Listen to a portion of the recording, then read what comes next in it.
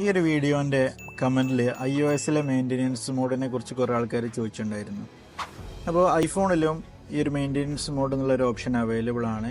അതിന് വേണ്ടിയിട്ട് നമ്മൾ സെറ്റിങ്സിൽ ആക്സസിബിലിറ്റിയിൽ ഏറ്റവും താഴെ അസിസ്റ്റീവ് ആക്സസ് എന്ന് പറഞ്ഞൊരു ഓപ്ഷനുണ്ട്. ഈ അസിസ്റ്റീവ് ആക്സസ് ആണ് iOS-ലെ മെയിൻ്റെനൻസ് മോഡിന് തുല്യമായിട്ടുള്ളൊരു ഓപ്ഷൻ.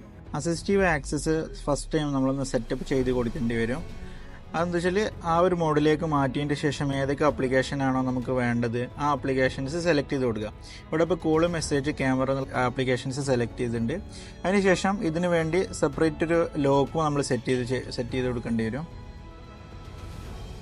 സെറ്റപ്പ് ചെയ്തതിന് ശേഷം ജസ്റ്റ് സ്റ്റാർട്ട് അസിസ്റ്റീവ് ആക്സസ് കൊടുക്കുക. നമ്മൾ ഇട്ട ലോക്ക് ടൈപ്പ് ചെയ്യുക. അതിനുശേഷം ഈ ഒരു ഫോൺ ആ ഒരു മോഡിലേക്ക് മാറുന്നതാണ്. അസിസ്റ്റീവ് ആക്സസ് എന്ന് പറഞ്ഞ മോഡിലേക്ക് മാറുന്നതാണ്. ഇപ്പോൾ ഈ ഫോൺ അസിസ്റ്റീവ് ആക്സസ് മോഡിലാണുള്ളത്. ഈ ഒരു മോഡിൽ നമ്മൾ എനാബിൾ ചെയ്ത ആപ്ലിക്കേഷൻസ് മാത്രമേ കാണാൻ കഴിയൂ. ബാക്കിയുള്ള ആപ്ലിക്കേഷൻസ് ഡാറ്റ ഒന്നും കാണാൻ കഴിയുന്നതല്ല. ഈ ഒരു മോഡിൽ നിന്നും എക്സിറ്റ് ആയി നോർമൽ മോഡിലേക്ക് മാറാൻ വേണ്ടി പവർ ബട്ടൺ ട്രിപ്പിൾ ക്ലിക്ക് ചെയ്യാം.